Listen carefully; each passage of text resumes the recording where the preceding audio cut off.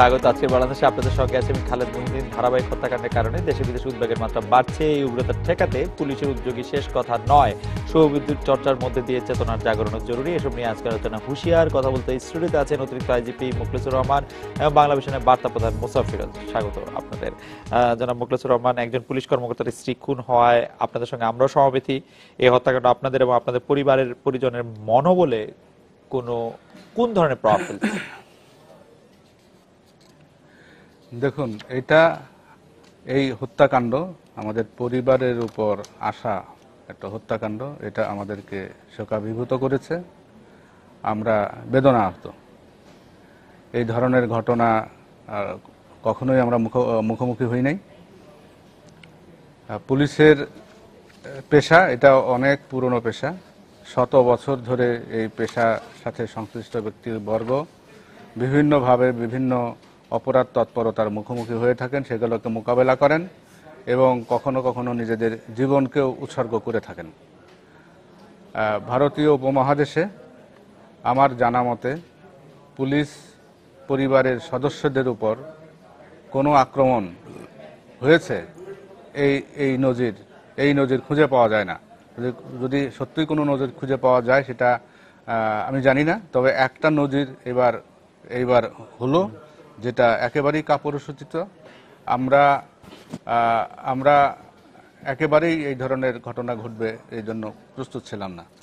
এবং বলতেই হয় যে আইন শৃঙ্খলা রক্ষা করতে গিয়ে আমাদের নানামুখী জটিল পরিস্থিতির সম্মুখীন হতে হয়, নানা রকমের অস্থিতিশীল পরিস্থিতির সম্মুখীন হতে হয়, নানা রকম বিপজ্জনক কাজে আমাদেরকে এগিয়ে আসতে হয়, আমাদেরকে মোকাবেলা করতে হয়।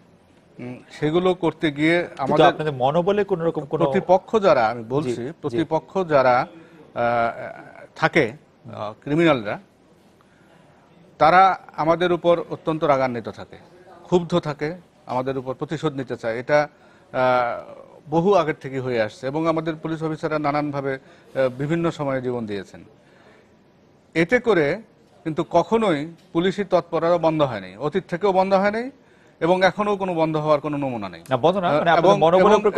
এবং বন্ধ হয়নি এটাই আমি বলতে চাচ্ছি, যে মনোবলে যেহেতু এটা আঘাত করতে সক্ষম হয় না, সেহেতু এগুলো এই অপতৎপরতার বিরুদ্ধে দাঁড়িয়ে থাকা, সোচ্চার থাকা এবং এদের বিরুদ্ধে ব্যবস্থা নেওয়া, এটা চলতেই থাকে। আমাদেরও ভিতরে এই ঘটনায় শোক হয়েছে। স্বয়ং স্বরাষ্ট্রমন্ত্রী নিজে বললেন তো যে এটি আসলে মনোবলের উপর আঘাত দেওয়ার জন্যই এই কাণ্ডটি উগ্রবাদী জঙ্গি গোষ্ঠী করেছে, সেই জন্য এই প্রশ্নটি করা। মনোবলের উপর আঘাত দেওয়ার জন্য তো একটা অবশ্যই, যে তারা দেখাতে চায় যে তোমরা, কিন্তু আপনাদের মনোবল আসলে এটা দিয়ে, এই একটি ঘটনা দিয়ে আমাদের মনোবলকে রুখবে কিভাবে? এটা কি আদৌ সম্ভব নয়। বরঞ্চ আমি বলবো যে এতে করে আমাদের ভিতরকে ক্ষোভ বাড়িয়েছে এবং যারা এই ধরনের ঘটনার সাথে জড়িত হচ্ছে তাদের বিরুদ্ধে আইনগত ব্যবস্থা নেওয়ার প্রেরণা আমাদের আর বেশি হচ্ছে। জনাব মোসাফ ফিরোজ দীপু, আপনি জানেন যে আজকে মাননীয় প্রধানমন্ত্রী একটি সংবাদ সম্মেলন করেছেন। সেই সংবাদ সম্মেলনে সাংবাদিকদের প্রশ্নের জবাবে তিনি যে কথা বলেছেন, আমি তাকে আসলে একটু কোট করতে চাই। তিনি বলছেন, আমরা যখন কথা বলি মনে রেখে দেবেন, কোনো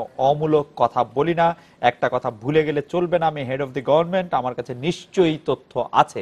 তিনি যেটি এইটি বলছিলেন আসলে দায়িত্ব নিয়ে, যে দায়িত্ব প্রসঙ্গে বলছেন, সাম্প্রতিক হত্যাকাণ্ডগুলির সাথে রাজনৈতিক যোগসূত্র আছে। কার্যত তিনি বিএনপি জামায়াতের সঙ্গে উগ্রবাদীদের ঘনিষ্ঠতার বিষয়টিও তুলে ধরছেন। এই বিষয়ে আপনার আসলে পর্যবেক্ষণ কি? আপনি প্রধানমন্ত্রীর সাথে একমত কিনা? প্রধানমন্ত্রীর সাথে অবশ্যই একমত, তবে তার সাথে সম্পূরক কিছু তো কথা আছে। তার আগে আমি একটু কি যুক্ত করতে পারি? জি জি, প্লিজ প্লিজ প্লিজ। ওই যে মনোবলের উপর আঘাত খুব জোরের সাথে বললেন, আমি সাধুবাদ জানাই তার এই প্রত্যয়ের কথা, এই প্রতিজ্ঞার কথা। কিন্তু আমরা যদি বাস্তবতা বিচার করি, যে পুলিশের সব স্তরে, সব পর্যায়ে আসলে এই মনোবলটা ধারণ করার মতন অবস্থায় আছে কিনা, সেটা নিয়ে কিন্তু প্রশ্ন আছে। আমরা যখন দেখি যে সাধারণভাবে যখন নানান রকম অভিযোগ আসে, পুলিশের আর্থিক, নৈতিক নানান কর্মকাণ্ড যখন আমরা ঘটনা বলি, আমরা জানি, এবং বিভিন্ন মামলায়, বিভিন্ন কেসে, বিভিন্ন ব্যক্তির স্বার্থে, রাজনৈতিক স্বার্থে যখন নাকি পুলিশ ব্যবহৃত হতে থাকে, তখন কিন্তু পুলিশের মনোবল যে একদম অটুট থাকে এবং এটাকে একটা চ্যালেঞ্জ হিসেবে নিয়ে যে কাজ করার মতন যে অবস্থান, সেই অবস্থানটা আছে কিনা সেটা সন্দেহ আছে। তবে সন্দেহ থাকলে আমি একমত যে তাদের যে মনোবলটা আছে, সেই মনোবলটা প্রমাণ করার এখন একটা কিন্তু সবাই দেখতে চায় যে হ্যাঁ আসলে তাদের মনোবল আছে। আর পরের যে কথা মাননীয় প্রধানমন্ত্রী বলেছেন, সেই কথাই কিন্তু সেটা নিয়েও কিন্তু তিনি বলেছেন, হয়তো নিশ্চয়ই সরকার প্রধান হিসেবে তার কাছে অনেক তথ্য থাকারই কথা, কারণ সমস্ত সংস্থাগুলো রিপোর্ট তার কাছে আছে। কিন্তু ওনার কাছে যে রিপোর্ট আছে, সেই রিপোর্টের বেসিসে আমরা কিন্তু তার কোনো স্বরূপ উদ্ঘাটনের কোনো নজির এখন পর্যন্ত একদম চাক্ষুষে আমরা কিন্তু প্রমাণ পাইনি।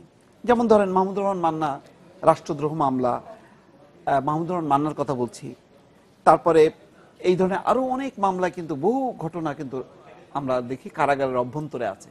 কিন্তু এই যে ঘটনাগুলো, এই ঘটনাগুলোর সাথে যে বিএনপি, জামাত বা আন্তর্জাতিক পর্যায়ে যে যারা যারা যোগসূত্র আছে, তার কিন্তু পুরো স্বরূপটা আমরা কিন্তু এখনো পর্যন্ত একটি ঘটনাও আমরা সামনে পাইনি। সবগুলোই বছরের পর বছর ঝুলছে, সবগুলোই তদন্তাধীন আছে। ফলে আমাদের সামনে কিন্তু একদম উন্মোচিত হয়নি যে না, এই ঘটনাটা এইভাবে মানে ঘটেছে এবং এরা জড়িত ছিল।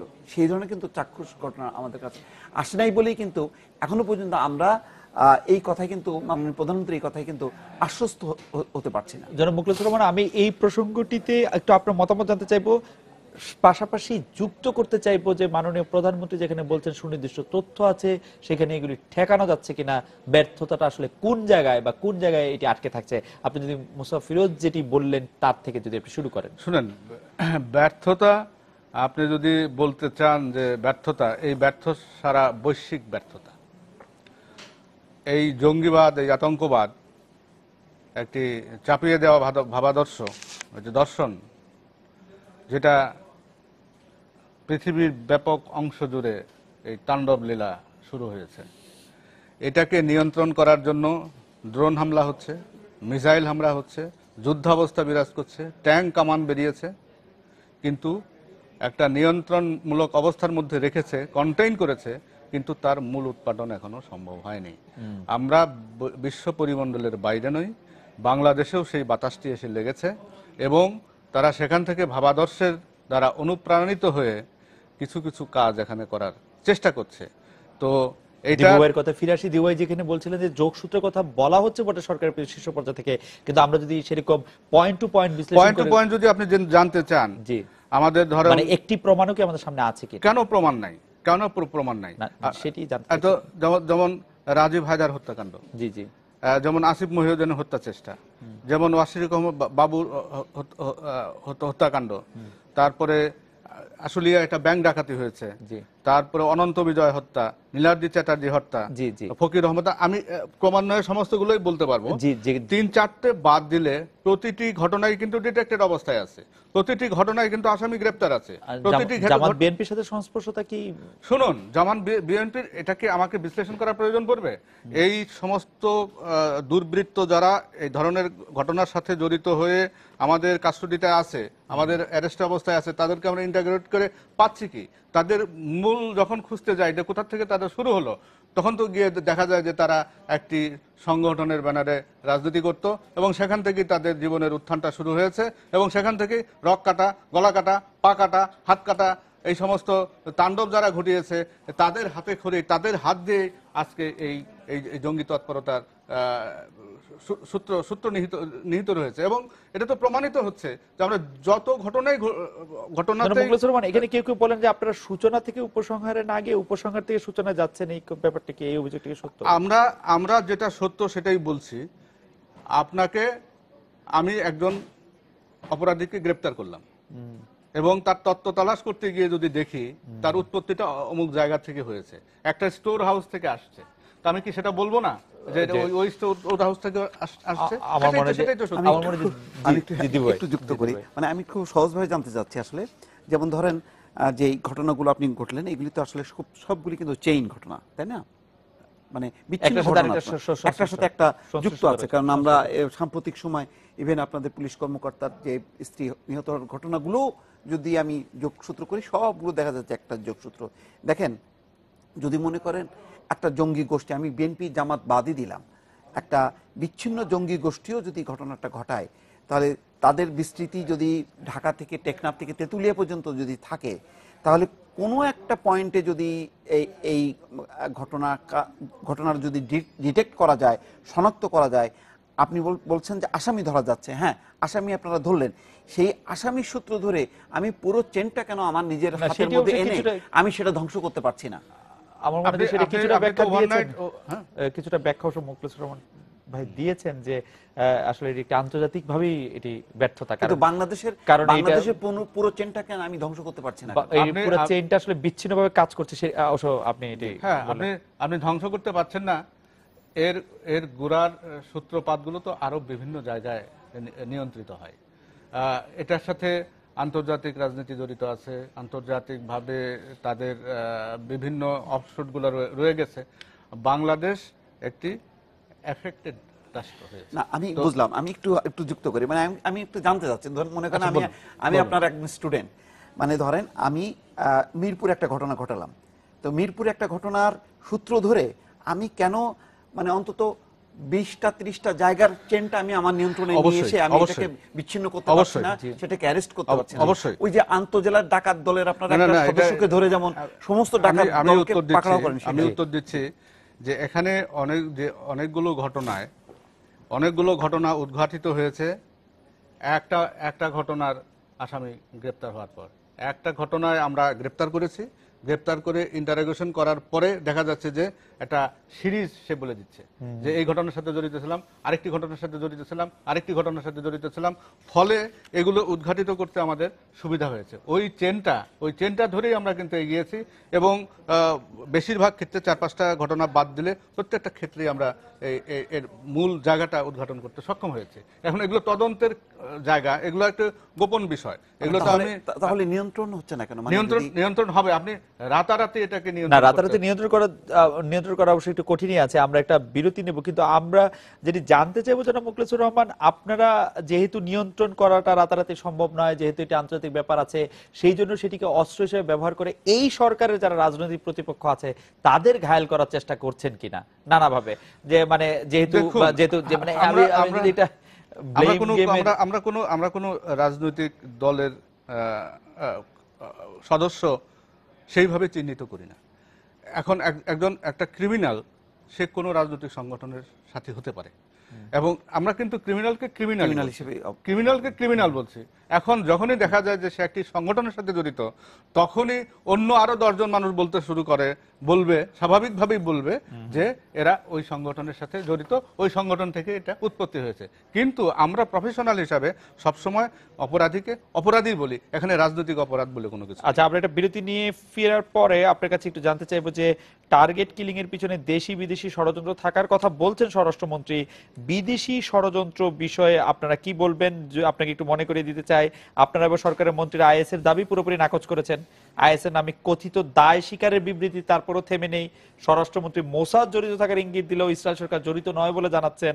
আবার গোয়েন্দা সংস্থার বরাদ দিয়ে ইসরায়েলের মোসাদ, পাকিস্তান আইএসআই, দেশি জঙ্গি গোষ্ঠী, জামাত বিএনপির যোগসূত্র, নানা ষড়যন্ত্র তত্ত্বের প্রতিবেদন প্রতিনিয়ত গণমাধ্যমগুলিতে প্রকাশিত হচ্ছে, এবং এর বেশিরভাগের সোর্স কিন্তু পুলিশ বা নিরাপত্তা বাহিনী, আইন শৃঙ্খলা বাহিনীর সদস্যরাই নামে বা বেনামে। আপনি নিশ্চয়ই একটু বলবেন, আমি একটু দীপু ভাইকে ওই বিষয়ে একটু জানতে চাইবো যে আমরা যে প্রতিদিন বিভিন্ন গোয়েন্দা সংস্থার বরাদ দিয়ে ছেপে যাচ্ছি, বলে যাচ্ছি, এইটার জন্য আমাদের আসলে কোনো জবাবদিহির সুযোগ আছে কিনা। আমরা একটা বিরতি নিচ্ছি, ফিরছি আপনার কাছে।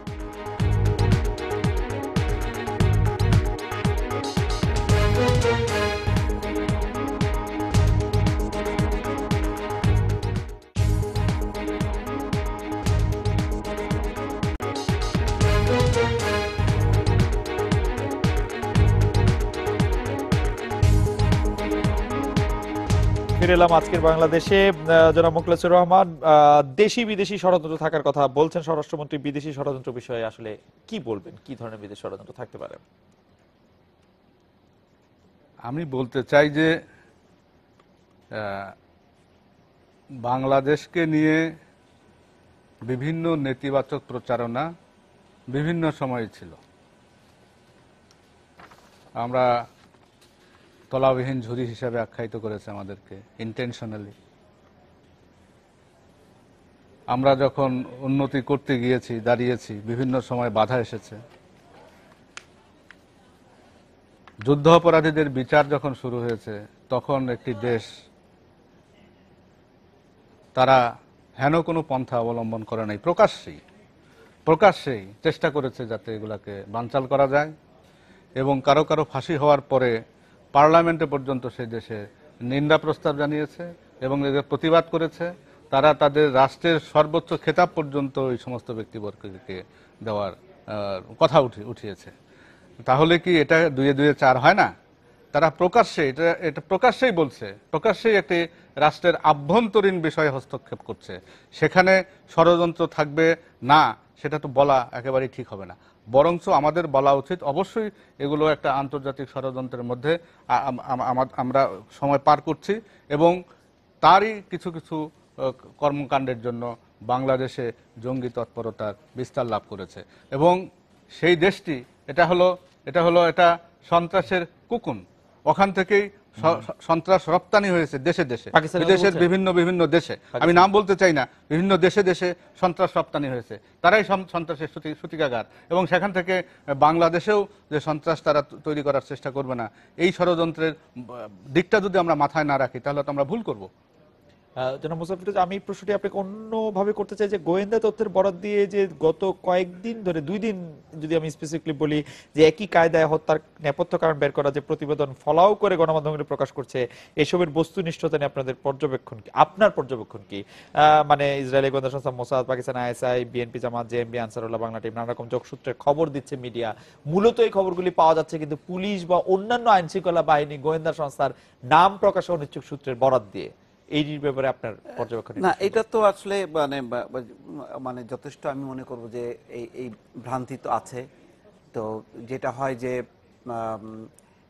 এই যে বিভিন্ন দাবি করে বিভিন্ন গোয়েন্দা সংস্থা বিভিন্ন সাইট থেকে যেই খবরগুলি দেওয়া হচ্ছে, এইগুলির উপরে আসলে খুব বেশি নিয়ন্ত্রণ নাই, এবং সেইগুলি সত্য মিথ্যা যাচাইও করা হচ্ছে না, এটা সত্য। এখন সবাই যার যার কাছে তথ্য আসছে সে সাথে সাথে সেটা প্রকাশ করছে। এইটা নিয়ে একটা ভ্রান্তি আছে। এটা নিয়ে আমার মনে হয় যে গণমাধ্যমের যারা সবাই আমরা কম বেশি কিন্তু এটা ভুল করছি, এবং এটা কিন্তু শুধু আমরা ভুল জিনিস প্রচার করছি না, একই সঙ্গে সারা দেশের মানুষকে কিন্তু আমরা আতঙ্কগ্রস্ত বিভ্রান্তি তৈরি করছি। আমার মনে হয় যে এই বিষয়ে কিন্তু একটা হয় গণমাধ্যম কর্মীদের পক্ষ থেকে, যে কোনো একটা সংস্থার পক্ষ থেকে এই ব্যাপারে একটা সুনির্দিষ্ট একটা নীতিমালা থাকা উচিত এবং সেটা অনুসরণ করা উচিত। এখন কিন্তু ফ্রি স্টাইলে যে যার মতন করে দায়িত্ব নিয়ে কিন্তু সে কিন্তু প্রচার করে দিচ্ছে।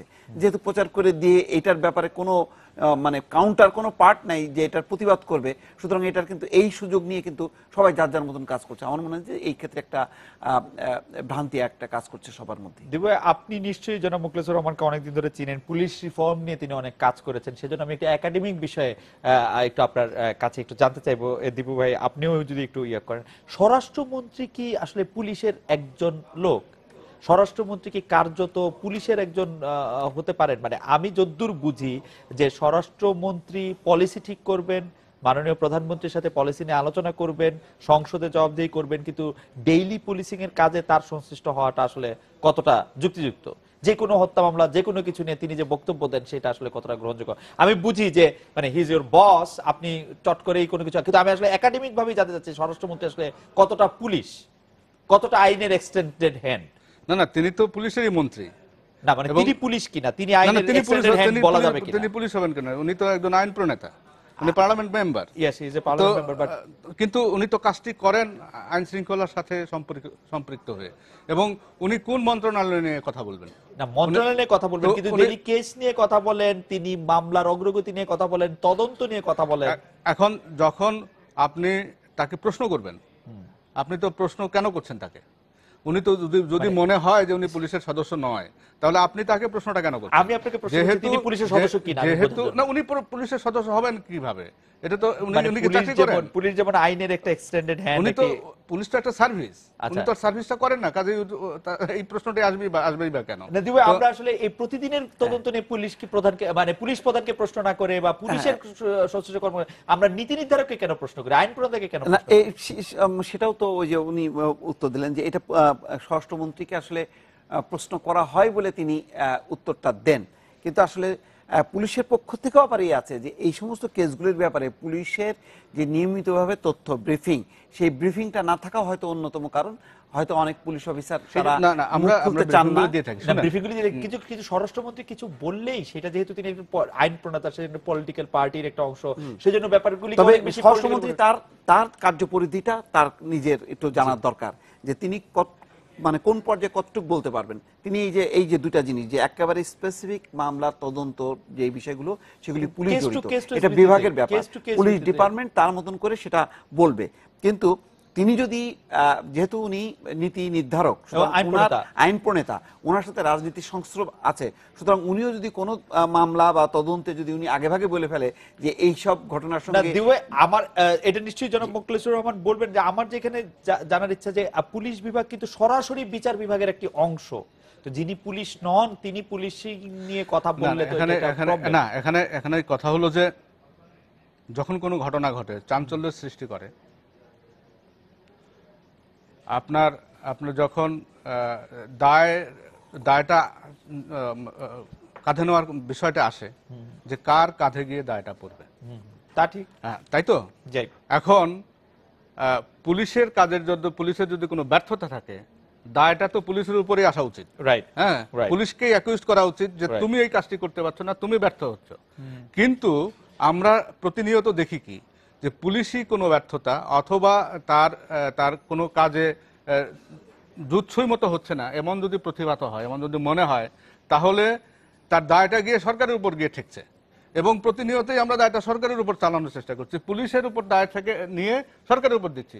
তখন সরকারের তো কথা বলতে হবে না, নিশ্চয়ই তো তাকে আমরা চাই যে পুলিশ থেকে সরকার আলাদা হোক, পুলিশ বাহিনী স্বাধীনভাবে চলুক, সেটা আমাদের চাওয়া আদর্শভাবে। আপনার রিফর্ম প্রজেক্টও আপনি এটি বারবার এই ইঙ্গিত দিয়েছেন, আমি আপনার রিফর্মটি পড়ার সুযোগ হয়েছিল, আপনি যে গবেষণাগুলি করছেন সেগুলি নিয়ে। না, আপনি সরকার থেকে পুলিশ আলাদা করতে চাইছেন। এখন আমাদের সমাজ ব্যবস্থা জি। এবং আমাদের যে প্যাটার্ন, কথা বলার ধরন বিভিন্ন ভাবে, জি। তো এতে করে হয় কি, যে কোনো একটা ঘটনায়, যেমন আমার পুলিশ পরিবারের সদস্য নিহত হয়েছেন, এটার দায় যদি আমি সরকারের উপর চাপাই, তখন সরকারকে তো কোনো কিছু একটা বলতে হবে। এবং সেই বলার প্রেক্ষিতটায় যদি মনে হয় যে পুলিশের আভ্যন্তরীণ বিষয় নিয়ে কথা বলছেন, এটা মনে হতেই পারে। কিন্তু আমি যদি তাকে দায়বদ্ধ না করতাম, সরকারকে দায়বদ্ধ না করে শুধুমাত্র পুলিশ ডিপার্টমেন্টের উপর দায়টা চাপিয়ে রাখতাম, তাহলে হয়তো ওনারা কথাটা বলতেন না, আমরাই আমাদের কথাটা বলতাম। এক্ষেত্রে আমি একটা একটু বলতে চাই যে মানে কোনো চাঞ্চল্যকর কোনো ঘটনাগুলোর ব্যাপারে যদি আপনারা শুরুতেই যদি একটা ব্রিফিং দিয়ে একটা গণমাধ্যমকে যদি একটা মানে একটা অবস্থানটা তুলে ধরেন সুযোগ দেন সুস্পষ্টভাবে, তাহলে কিন্তু মন্ত্রীরা আগে ভাগেই একটা মামলা বা একটা ঘটনার আরেকটা রাজনৈতিক দিকে নিয়ে যেতে পারে না। সুতরাং এই ক্ষেত্রে কিন্তু আপনাদের ডিপার্টমেন্ট হিসেবে কিন্তু আপনাদের ভূমিকা কিন্তু খুব স্পষ্ট করা দরকার। আমার কথা দিয়ে যে সমস্ত কিছু নিয়ন্ত্রণ হবে তাই না। আপনি দেখেন, দিল্লিতে একটা ধর্ষণ হয়েছে, এটা গণধর্ষণ হয়েছে, 3 জনে ধর্ষণ করেছে, এবং তা নিয়ে সমস্ত ভারত তাণ্ডব তৈরি হয়ে গেল। এবং সরকারকে সেখানে তাদের অবস্থান জানাতে হলো, তাদের অবস্থানটা পরিষ্কার করতে হলো। পুলিশকে তো আর সেই অবস্থানটা পরিষ্কার করতে হয়নি, সরকারকে অবস্থা প্রয়োজন। কিন্তু সেটা তো রাজনৈতিক অবস্থানটা, কিন্তু মানে ধরেন একদম তাদেরকে এই ঘটনা জনাব মোখলেসুর রহমান বোধহয় এখানে কিছুটা ঠিক, যে ভারতীয় গণমাধ্যমের বারংবার প্রশ্নের জবাবে এমনকি নরেন্দ্র মোদীর মুখপাত্রকেও আসলে বলতে হয়েছে যে দিল্লির এই ক্রাইমের ব্যাপারে তাদের অবস্থানটা কি প্রমাণ করতে হবে, কিন্তু সেটি তো বলতে হবেই, সেটি স্বরাষ্ট্রমন্ত্রীকেও বলতে হবে, প্রধানমন্ত্রীকেও বলতে হবে। আমরা বলছি যে পুলিশ এবং নন পুলিশিং এর কাজের মধ্যে, যাই হোক, আপনার রিফর্ম থেকে আমরা কথা বলছিলাম, আমরা একটা বিরতি নিচ্ছি, বিরতির পর ফিরে এসে দীপু ভাই আপনার কাছ থেকে একটু আসলে শুরু করতে চাই যে বিএনপি যে বলছে যে স্বচ্ছ জাতীয় নির্বাচন হলে, আদর্শ গণতন্ত্র প্রতিষ্ঠিত হলে টার্গেট কিলিং বন্ধ হয়ে যাবে, এই কথাটি অনেকটা আত্মঘাতীমূলক কিনা, এতে মনে হয় কিনা যে এতে আসলে তাদের কোনো না কোনো ভাবে সংশ্লিষ্টতা থাকতে পারে, আপনার পর্যবেক্ষণ কি? কিন্তু তারা যখন বলে যে এটি হলে ওটি বন্ধ হয়ে যাবে এবং এটি আমাদের দাবি, তখন ওই ওটির জন্য এদের দায়ী করা যায় কিনা, আমরা এটা বিরতি নিয়ে ফিরছি আপনাদের কাছে।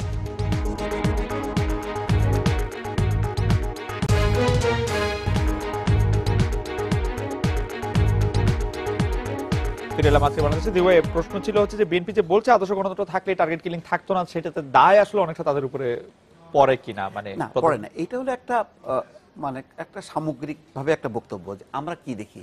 আজকে দেখেন যখন নাকি সরকারের পক্ষ থেকে যখন নাকি সমস্ত এই ঘটনা দায় জন্য প্রধান বিরোধী দল, আপনারা জানি যে প্রধান বিরোধী দল আপনি যদি সংসদীয় ভাষায় বলেন তাহলে জাতীয় পার্টি, কিন্তু আওয়ামী লীগের বিপরীতে বাংলাদেশের মাটিতে কে প্রধান বিরোধী দল সেটা সবাই জানে, বাংলাদেশ জাতীয়তাবাদী দল বিএনপি। সুতরাং আপনি বিএনপিকেই অভিযুক্ত করে ফেলছেন সমস্ত এই সমস্ত হত্যাকাণ্ডের সাথে। তাহলে যদি এইভাবে চলতে থাকে তাহলে তো আর কোনো দল নেই, তাহলে শুধু একটা দল ক্ষমতা আছে আর বিরোধী বলে কেউ থাকছে না, অর্থাৎ বিরোধীরা সব হচ্ছে হত্যাকাণ্ডের সঙ্গে জড়িত থাকে। সেই জন্যই কথাটা আসছে যে তার মানে কি সেরকম একটা পরিস্থিতিতে এখানে একটা গণতন্ত্রহীনতা কথা তারা বলছে এই কারণে যে আজকে যে পার্লামেন্ট, সেই পার্লামেন্টে বিএনপি নেই, অর্থাৎ প্রধান বিরোধী দল নেই। আপনার প্রধান বিরোধী দল বিএনপির সাথে সরকারের কোনো সংস্রব নেই। আমরা গত 1 বছর 2 বছর মানে এই যে বড় বড় রাজনৈতিক সংকটের পরও আমরা দেখি না যে এইসব সংকট নিরসনের ব্যাপারে এখন পর্যন্ত সরকার এবং বিরোধী দলের মধ্যে একটা আবহাওয়া তৈরি হয়েছে। তারা আলাপ আলোচনা করছে সংকট উত্তরণের জন্য, ভবিষ্যতে যাতে এই ধরনের সংকটে না পড়তে হয় তার একটা সংলাপ আছে ধারাবাহিক। এই অবস্থায় যখন কি রাজনীতি এরকম একতরফা হয় তখন কিন্তু বিরোধী দলের পক্ষ থেকে ওই দাবিটাই মানে আশা সঙ্গত যে দেশে যদি গণতন্ত্র থাকতো তাহলে এই সমস্ত পরিবেশ থাকতো না। গণতন্ত্র থাকলে কি থাকতো? গণতন্ত্র থাকলে তখন সরকার এবং বিরোধী দল একযোগে হয়ে এই সন্ত্রাসের বিরুদ্ধে একটা কমন, আমরা যখন মানে যেটাকে গণতন্ত্র আমরা বলি সেইখানে আসলে সরকার এবং বিরোধী দলকে খুব একযোগে হতে দেখি নাই বলি তো আজকে এই পরিস্থিতিটা আমরা পরিস্থিতি বলছি যে এই সমস্ত পরিস্থিতিতে আপনি দেখেন পাকিস্তানের উদাহরণ দেখেন। পাকিস্তানে আপনার মনে আছে নিশ্চয়ই একটা স্কুলের হত্যাকাণ্ডের পর পার্লামেন্টের সমস্ত রাজনৈতিক দল সরকার বিরোধী সমস্ত মিলে তার পাকিস্তানের মতন একটা ব্যর্থ রাষ্ট্র যাকে আমরা এত নিন্দা জানাই পাকিস্তানের নাম উল্লেখ করে অথবা অনুল্লেখ করে, তাকে যখন আমরা অভিযুক্ত করি তখন পাকিস্তানের যদি মডেল পরিস্থিতি তৈরি হয়, অথচ আমাদের দেশে আমরা কি প্রত্যাশা করতে পারি না? সেই অবস্থা কবে তৈরি হবে? যারা মুখলেসুর রহমান, আমি অন্য আরেকটি প্রসঙ্গে যেতে চাই, যেটি হচ্ছে যে বাংলাদেশের আইন শৃঙ্খলা যারা রক্ষার দায়িত্বে যারা আছেন তাদের বিরুদ্ধে বড় একটি অভিযোগ হচ্ছে যে দৃষ্টান্তমূলক শাস্তি দিতে বা শাস্তির কেসটি তৈরি করতে ব্যর্থতা, প্রকাশ্যে যাতে আমরা বুঝতে পারি যে আসলে বিচারটিও হয়েছে সেরকম করতে। এইগুলি ক্ষেত্রে আপনাদের কি কোনো বড় চ্যালেঞ্জ আছে? ফৌজদারি বিচার কাঠামোর একটি প্রোগ্রেস বা প্রসেসের যে সেটি নিয়ে একটি প্রশ্ন আছে, আর কোনো কিছু আপনারা ফেস করেন? দৃষ্টান্তমূলক শাস্তি কাদের বিরুদ্ধে?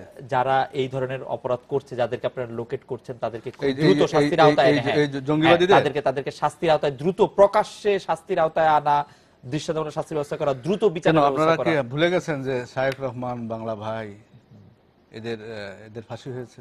শায়েখ রহমান বাংলা ভাইয়ের ফাঁসি হয়েছে 6 জনের ফাঁসি হয়েছে এবং এই প্রচলিত বিচার ব্যবস্থার মধ্যেই সেটা হয়েছে এবং আরো গোটা 50 ব্যক্তি ফাঁসির আদেশ নিয়ে বসে আছে। সেইটাই আরো বেশি হতাশার কাজ করেছে, কারণ শায়েখ রহমান বাংলা ভাই ধরা পড়ার 2 বছরের মধ্যে তাদের ফাঁসির ব্যবস্থা হয়েছে।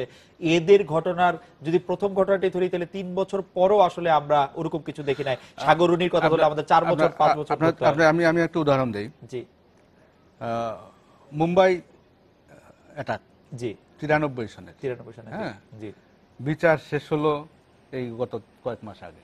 জি, ইতিমধ্যে পার হয়ে গেল 10-12 বছর, কিন্তু সেটি প্রকাশ্যে ছিল, কাসাব আদালতে ছিল, কাস্টডিতে ছিল, তার আমরা কিন্তু এদের মধ্যে কাউকে দেখছি না আসলে যে কারা আদালতে আছে, তাদের বিরুদ্ধে কি প্রসিডিংস আনা হচ্ছে না। এইগুলো তো বলার বিষয় না। এই যে প্রতিনিয়ত কেউ না কেউ বলতে থাকবে যে এরা, আমরা অনেকবার জানতে চাচ্ছি, এটা তো আপনাদের অনুসন্ধানের মাধ্যমে বের করে নিয়ে আসবেন আসলে কতগুলো লোক এখন কাস্টডিতে আছে, জেলখানায় আছে, তাদের বিরুদ্ধে পরোয়ানা জারি হয়েছে অথবা মৃত্যুদণ্ড তাদেরকে দেওয়া হয়েছে, তারা মৃত্যু পরোয়ানা নিয়ে অপেক্ষা করছেন।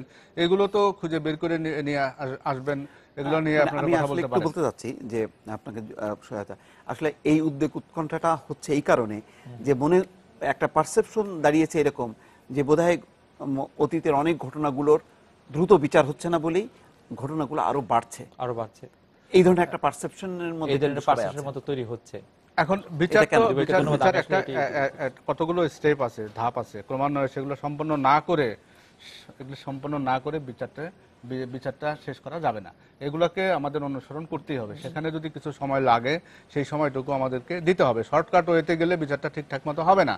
এখন সব জায়গায় তো হয়তো কোনো না কোনো সমস্যা রয়ে গেছে, কিছু কিছু সীমাবদ্ধতাও রয়ে গেছে। সেই সীমাবদ্ধতার কারণে অনেক সময় হয়তো যে কাঙ্ক্ষিত মানে তড়িৎ গতিতে যেটা হওয়ার কথা সেটা তো হয় না। আমরা তড়িৎ গতিতে আসতে যাচ্ছি না। আমি আবার দীপু ভাইয়ের প্রথম বক্তব্যটা একটু আমি ধার করি, যে সেটা হচ্ছে যে পিন পয়েন্ট করা, যে আসলে এর সাথে এ জড়িত, এর সাথে সে জড়িত, তার সাথে সে জড়িত, এবং একটি চার্জশিট দেখা, দুইজন মানুষকে গ্রেপ্তার হতে দেখা যারা এর সাথে জড়িত, এবং তাদের বিচার প্রক্রিয়া শুরু হওয়া।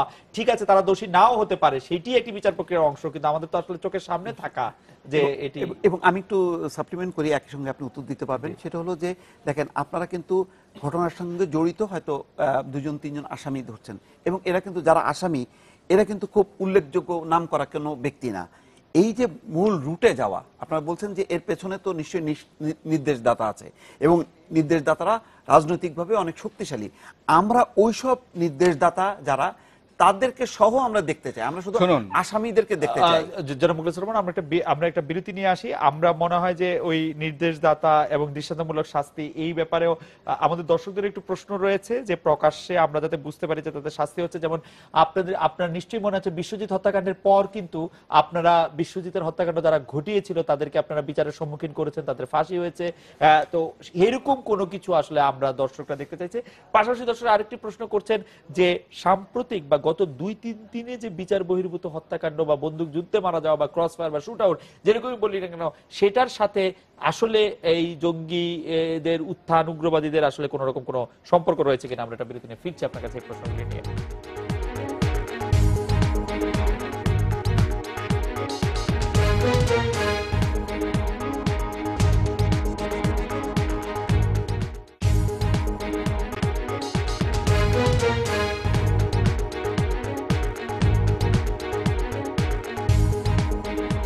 ফিরেলাম। আজকে বাংলাদেশে অনেকগুলি প্রশ্ন যারা মুখলেসুর রহমান আপনার কাছে জড়ো হয়েছে, দৃষ্টান্তমূলক শাস্তি প্রকাশ্যে দেওয়ার ক্ষেত্রে অগ্রগতিগুলি, এবং যাতে আমরা বুঝতে পারি যে আপনাদের কাছে।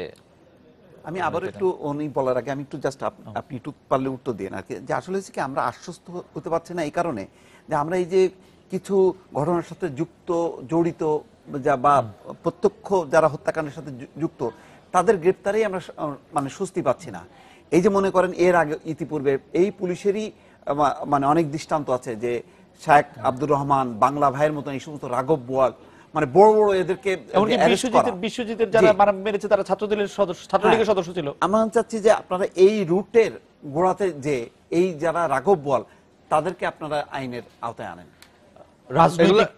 শুনেন, জি, আপনি যদি অতীতের ঘটনাগুলো পর্যালোচনা করেন, তাণ্ডব তো কম হয়নি না, সেগুলো তো আমরা সব কিছু নিয়ন্ত্রণ করেছি, এবং একটা অস্থির, একটা ভোলাটাইল অবস্থার মধ্যে রাষ্ট্র যখন পড়ে গিয়েছিল, সাধারণ মানুষ যখন মানে ভীত সন্ত্রস্ত হয়ে গিয়েছিল, পুলিশ যখন রাস্তায় নির্মমভাবে নিহত হচ্ছিল এবং তাদেরকে পিটিয়ে থেতলিয়ে মারা হচ্ছিল, সেই সময়টায় সাধারণ মানুষের নাগরিক জীবনের যে অস্বস্তি, সেই অবস্থার থেকে কি পরিত্রাণ হয় নাই? সেখান থেকে কি আমরা বেরিয়ে আসি নাই? সেখান থেকে তো আমরা বেরিয়ে এসেছি। আজকে যারা এই ধরনের ঘটনাগুলো ঘটাচ্ছে, এগুলোরও আপনার হয়তো একটুখানি সময় লাগছে, কিন্তু এদের মূলোৎপাটন, এদেরকে গ্রেপ্তার, এদের তৎপরতা রোধ, এদেরকে নির্মূল, সমস্ত কিছুই করা সম্ভব হবে।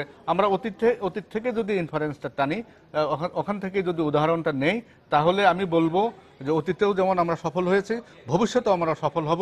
নাগরিক উদ্বিগ্নতা তৈরি হয়েছে, এটা আমি নেতিবাচক দৃষ্টিতে দেখি না। নাগরিক উদ্বিগ্নতা থেকে এক ধরনের ঘৃণা তৈরি হয় এই সমস্ত কর্মকাণ্ড যারা করে, এবং সেখান থেকে একটা প্রতিরোধের আওয়াজ আসে। সেই গণজাগরণটা, গণচেতনাটা যদি আসে, আমাদের সাথে যদি সম্পৃক্ত হয়, সেখান থেকে যদি আমরা সমর্থনটা পাই, তাহলে দেখা যাবে যে এগুলো দ্রুত আরো বেশি। ওই পার্টটা আবার রাজনৈতিক, ওই পার্টটা গণজাগরণ বা গণজোয়ারটা তৈরি হবে আপনাদের আমাদেরকে কাজ করতে আরো সুবিধা হবে, আমাদের কাজ করতে কিন্তু সুবিধা হবে। আপনাদের পর্যায়ে যেটা আমাদের মানে অনুরোধ বা আমাদের আসলে উদ্বেগ, একদম নাগরিক হিসেবে, আমি সাংবাদিক হিসেবে আপনাকে আজকে বিব্রত করার জন্য না, সেটা হলো যে অতীতের আপনাদের যে সাফল্য, সেই সাফল্যের কারণেই কিন্তু আপনাদের কাছে আমাদের দাবিটা বেশি যে আপনারা যদি অতীতে এই রাঘব বোয়ালদেরকে ধরতে পারেন, আজকে কেন এখন পর্যন্ত গত 3, 4, 5 বছরে আমরা এই রুটের যে মূল যে রাঘব বোয়ালরা তারা কেন এখনো পর্যন্ত ধরা হচ্ছে না? এগুলো খুব বড় রকমের মাত্রায় তৈরি হয়নি, মানে বড় ফিগার হয়ে ওঠেনি, সেগুলো এখনো গোপন অবস্থায় আছে। আপনারা যাদেরকে রাঘব বোয়াল বলে চিহ্নিত করার কথা বলছেন, সেগুলো অনেকেই আমাদের হাতে ধরা আছে, যেহেতু এরা মিডিয়ার সামনে কোনোদিনই আসে নাই, কোনোদিনই তাদের অ্যাকশনেবল কোনো কাজ আমাদের দৃশ্যমান হয়নি, ফলে তাদের খ্যাতি বা কুখ্যাতি কোনোটাই দৃশ্যমান নয়। কিন্তু এরা যে নাটের গুরু নয় তা কিন্তু নয়, নাটের গুরুরাও কিন্তু আমাদের হাতে ধরা আছে। তো যেহেতু তারা কুখ্যাত নয়, বিখ্যাত হয়ে ওঠেনি, সেই কারণেই মনে হচ্ছে না যে তারা একটা মানে আপনাদের কাছে যারা নাটের গুরু আছে তাদেরকে কি আসলে আপনারা গণমাধ্যমের সামনে এনেছেন, আদালতের সামনে এনেছেন, না লুকিয়ে রেখেছেন কোথাও? আমরা কোথাও লুকিয়ে, আমাদের তাদেরকে তো আইনানুগ প্রক্রিয়ার মধ্যে নিয়ে আসতেছে, তাদেরকে অ্যারেস্ট করা হয়েছে, তাদেরকে আদালতে সোপর্দ করা হয়েছে, যে প্রসিডিউরগুলো নেওয়া হয় সেগুলোই আমরা গতানুগতিকভাবে নিয়ে আছেন। এই বন্দুক যুদ্ধের কথা বলছিলেন, আমি আরেকটা প্রশ্ন করি যে অতীতের ঘটনার তুলনায় এইবারের ঘটনা দেখেন, আপনারা অতীতের যে ঘটনাগুলো প্রকাশ্য অনেক ভয়ঙ্কর ঘটনাগুলো আপনারা মোকাবেলা করেছেন, কিন্তু এই যে টার্গেট কিলিংটা কিন্তু মানে প্রকাশ্য ঘটনার চেয়ে কিন্তু এই ঘটনাগুলো আরো আতঙ্কজনক, যে কে কখন কার হাতে যে মারা পড়বে কেউ আমরা বুঝতে পারছি না।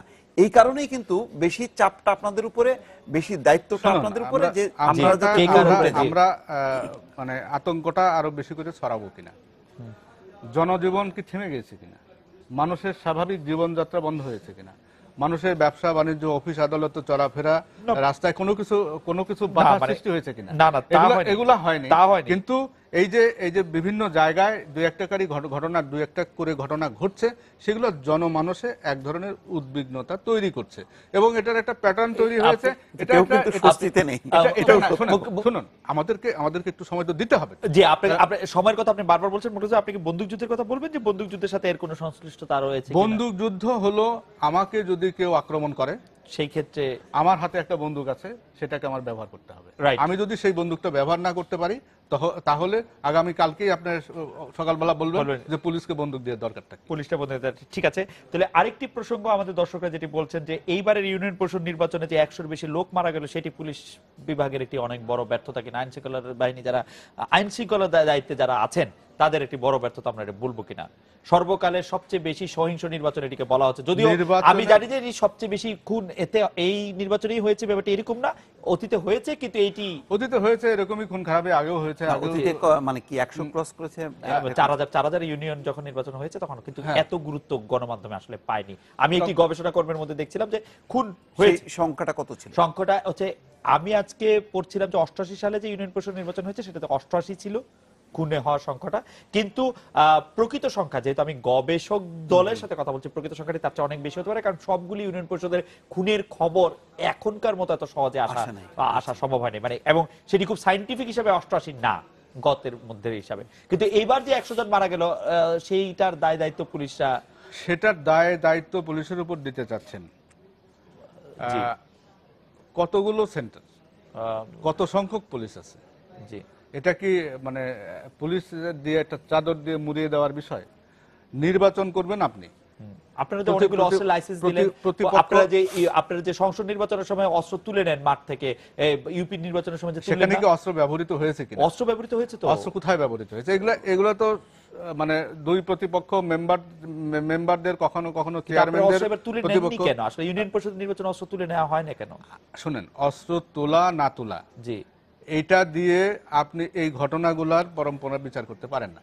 কারণ এই জন্যই পারেন না যে অস্ত্র সেখানে লিগ্যাল অস্ত্র ব্যবহার হয়েছে কিনা। যদি না হয়ে থাকে তাহলে অস্ত্র তোলার কোনো মানে হয় না। লিগ্যাল অস্ত্র তো কোথাও ব্যবহৃত হয়নি। আসলে একটা রাজনৈতিক বাস্তবতাও আছে, এবারের যে মানে দখলের রাজনীতি, অধিকাংশ ক্ষেত্রে আওয়ামী লীগ বনাম এই লড়াইয়ের মাঝে পুলিশ প্রশাসন অনেক সময় অসহায় ছিল। না না সেইভাবে না, অসহায় বিষয় না, বিষয়টা হলো না, বিষয়টা হলো যে না না এটা অসহায় না নিষ্ক্রিয় নয়, এটা হলো যে প্রত্যন্ত অঞ্চল জুড়ে নির্বাচন, গ্রামে গ্রামে নির্বাচন, মানে সেটি অনেক কঠিন নির্বাচন ছিল। যাই হোক, আমাদের তো আপনি তো ঘরে ঘরে তো আর পুলিশ নেই, নেই, কিন্তু আপনি ক্ষমতাসীনদের বিরুদ্ধে পুলিশের অবস্থান নিয়ে তৃণমূল পর্যায়ে অনেক কঠিন। সময় শেষ হয়ে গেছে। জনাব মোখলেছুর রহমান, আপনাকে অনেক ধন্যবাদ। আপনি আজকে অনেকগুলি বিষয় নিয়ে আমাদেরকে কথা বলেছেন। জনাব মোসাফফর ফিরোজ দীপু, আপনিও অনেকগুলি বিষয় নিয়ে আমাদের মূল্যবান মতামত দিয়েছেন। এই ছিল আজকের বাংলাদেশে। দেখা হচ্ছে আগামীকাল এই সময়ে। শুভরাত্রি।